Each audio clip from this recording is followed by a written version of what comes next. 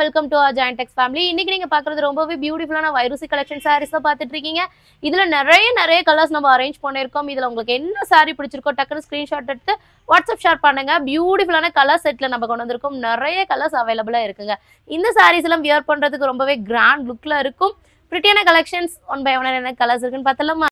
ரொம்பவே அழகான pink with green colour combination, பியூட்டிஃபுல்லான ரிச் பல்லு.